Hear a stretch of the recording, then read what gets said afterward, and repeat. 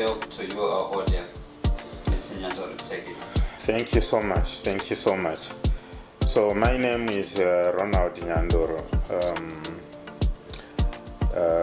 I want to call myself a country boy, a village boy who was raised in Mondoro communal lands in Zimbabwe. So I was born in Zimbabwe and then migrated to Canada at a later age to pursue further education and look for new opportunities. Okay, and how did you come about to realize that you have a specific talent in you of playing Mbira, and how did you fall in love with that? Mbira music is music that always played in the home, in the community when I was growing. So there were so many brilliant Mbira players around when I was growing up. And because of the beauty and the sweetness of the sound, I found myself just picking the instrument and then trying to strum a few chords. And at the end of the day, I realized that, this is some good kind of music to be involved in. So I started spending more and more time learning the instrument and trying to participate whenever the instrument is, the music is played and my hand is needed. Okay, is there someone who taught you or you are self-taught? I am self-taught. What happened is it was a question of listening to the music when somebody else is playing, and then when I have a chance to pick the instrument, try to pick the whatever sound was being played and play it myself. So with time I became good at playing the music by the ear and learning by listening, and then try to copy what somebody else is playing. I started playing around with the instruments maybe at the age 6, so that was quite early in my life that I started interacting with the Mbira music. And but as far as professionally playing the Mbira and recording is something that I started around maybe 2014 or so, when way after I got into Canada, and I decided I had something that is in me that I need to give back to society. So I see myself in a position where I should be spreading the music to the whole world, using my recordings because I'm now busy recording music and so forth. So I intend to then give it to the world, spread it to the whole world, and so that everybody can enjoy Mbira music. Okay, and which music language do you use in your songs? Do you use Shona, since Mbira is mainly originated from Zimbabwe? Do you use Shona or you combine with Shona and English? I combine Shona and English simply because my background is Shona and English is the languages that I grew up communicating with. So I pick whatever suits the lines of the Mbira music that I'm playing, then I use that language. But in most cases, I actually mix the two languages in the same song. Okay, nice to hear. Where do you draw your inspiration from? Like, is there any person who you call your role model, someone who maybe have mentored you throughout your musical journey, or someone you draw inspiration from? I'm not sure about the inspiration part of it, but I think because I grew up in an environment where the Mbira played, there were so many good Mbira players there, and because of the beauty and the sweetness of the sound that was coming in there, I just developed some love for the instrument, and then started learning from these senior Mbira players through playing with them, through just attending ceremonies and listening to them play. So yeah, you can say my community is what inspired me to then say I need to work a lot more on this music and try to improve it where I can, and then spread it to the rest of the world. So by community, what do you mean specifically? Do you mean your Zimbabwean community, or you play for a wider audience? In terms of the community that the people who inspired me is the Zimbabwean, the rural community in which I was raised.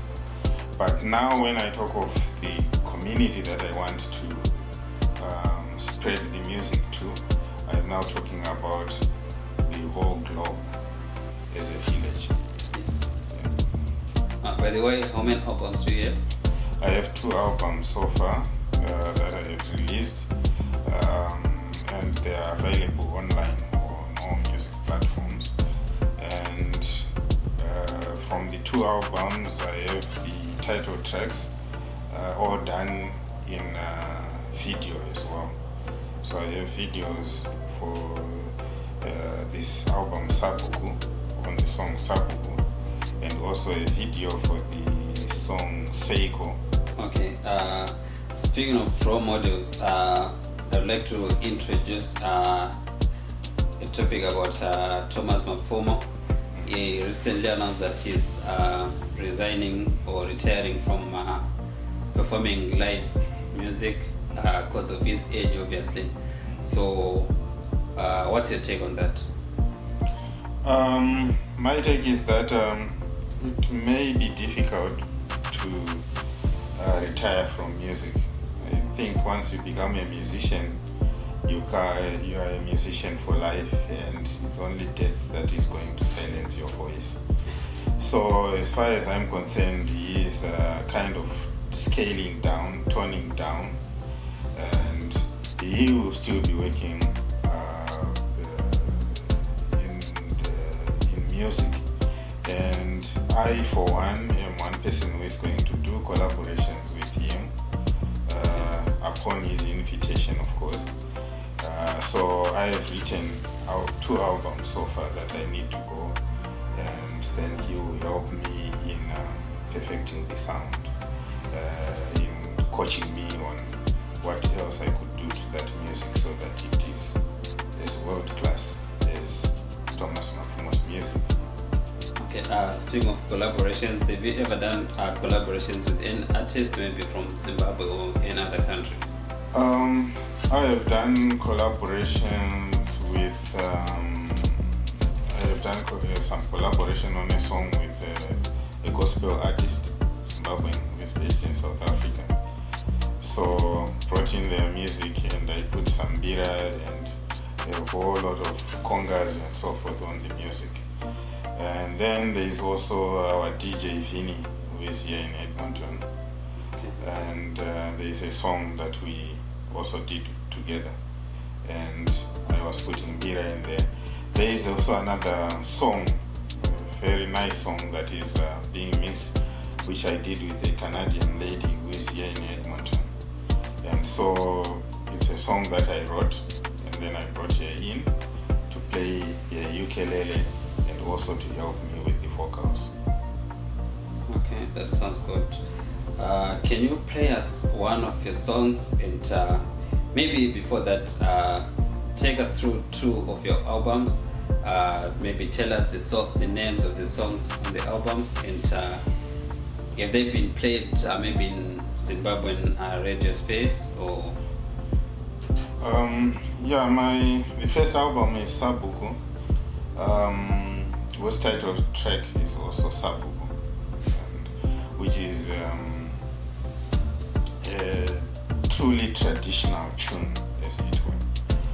And some other songs that are on that album are Varipi, which is a lamentation of a situation where a homestead is abandoned, is dilapidated, is collapsing, and is asking, okay, where are the elders of this place? Why is it collapsing? Then there is also Nyama Yekukocha, which I took and decided to make it my own, come up with my own version of Nyama Yekukocha.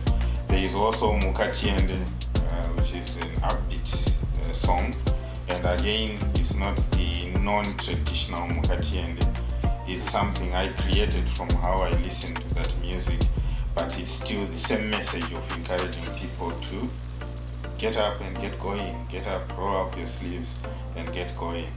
So yeah, there are a number of tracks on that album talking about various issues that affect our communities.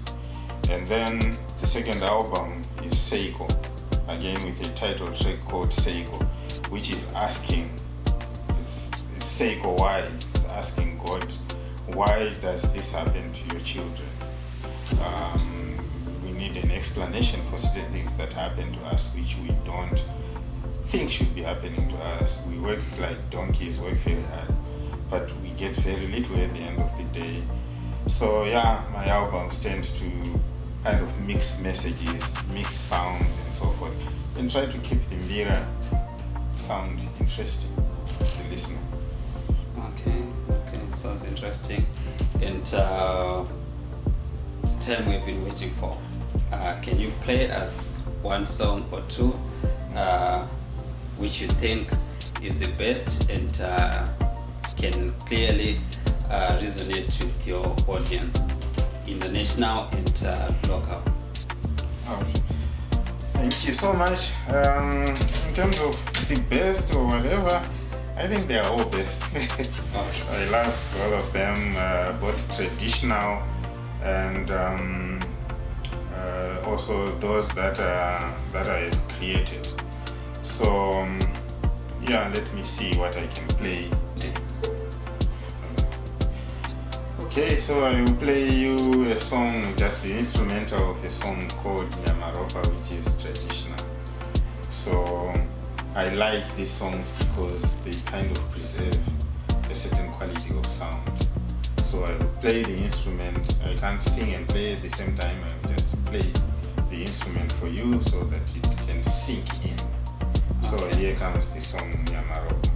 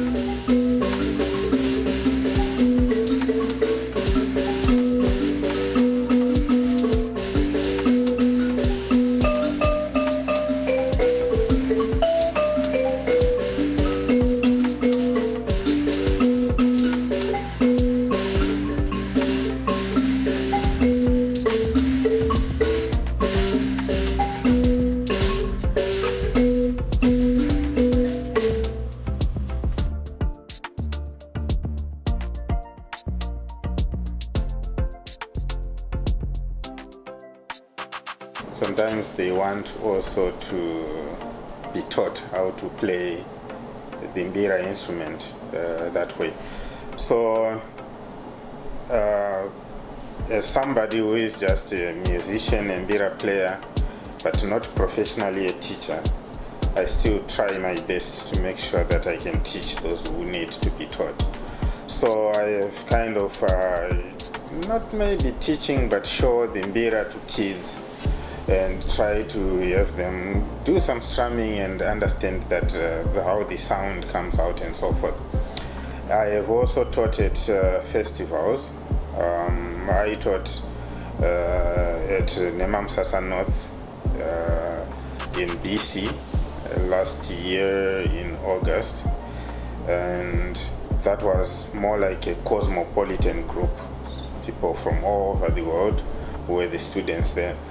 So yeah, I have developed my own ways of teaching the music by showing them how it's done, and they are watching at me, and then along we play together until they can play a song.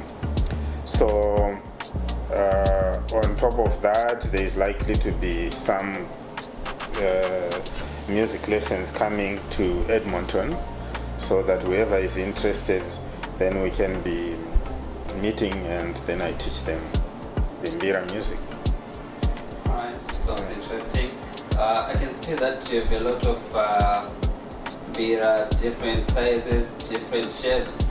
Can you please tell us why so many of the same instrument, and what quality does it give to have different kinds of the same instrument, maybe in size and also shape? Can you shed light on that? So the one thing with the Mbira instrument is that you cannot tune it on stage. So it has to be made to a particular key. So if you want to play a song that is played in the key of G, then you have to pick a Mbira that is already tuned in the key of G. Okay. So the people who make these Mbiras, they make them in different keys. So what happens when a song comes into my head, sometimes I have to sing it and then try to find an instrument that can also sing the song exactly as my voice is doing. So that's why I end up with a multitude of instruments, and whatever I have here is just a small portion of the instruments that I have in my house. I probably have 20-something Mbira pieces, and each is unique in its own way. Okay, and interestingly, I've just seen a new or a different kind of washo. We call it washo in Shona. So I've never seen washo painted in leather. What's the take on this? Yeah, it's not leather as such, it's a shell. So it's a shell, and our traditional washo is a gourd, which is a shell of a pump, a squash gourd or whatever.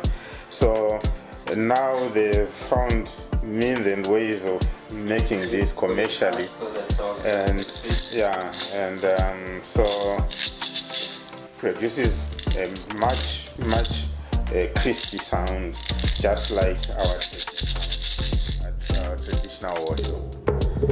So all right, since we are the year is coming to an end, do you have something planned for us in 2026, and what do you have on your schedule to give to your friends and to those who are, because you already have people who call you role models, and those who also call you their role models, they will be expecting something new from you.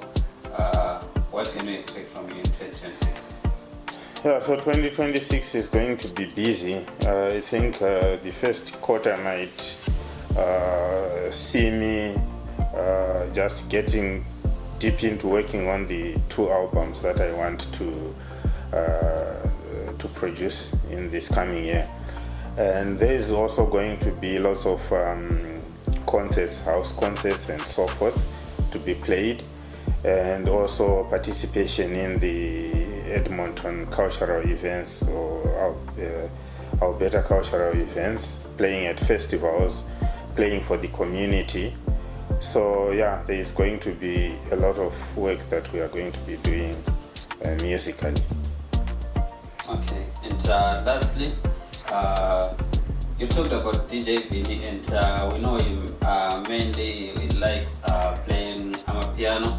So was your song a fusion of Mbira and amapiano music? Yeah, he plays maybe mainly amapiano of late, but he's somebody who tries to play mostly the old school music. So in this particular piece of work, we were trying to fuse not necessarily amapiano, I can't remember which genre of music, and then come and see what we could do with the Mbira instrument so that it could play along very well with that music. So yeah, it did pretty well, and the song is already online. It's available for people to play and listen, and the name of the song is Maburoka. Like, yes, you have gone broke. Yes. Yeah. Okay, and one last piece. Can you tell the viewers if they want to stream your music, where can they get it? Do you have Facebook platforms, social media platforms, YouTube channels, or Spotify? Where can people get your music from? Yeah, my music is almost everywhere, should I say. I market my music through CD Baby, so CD Baby does the distribution. So you go on YouTube, you go on Google, you go on Spotify, you get my music. What do they have to type to get your music? If they type my name, Ronald Nyandoro, and maybe a name for one song like Sabuku, then if they're on YouTube, they can straight away subscribe to my channel, and then they have access to the rest of the music. Alright. Thank you so much for your time. You're welcome. I wish you a Merry Christmas and a Happy New Year. Thank you so much.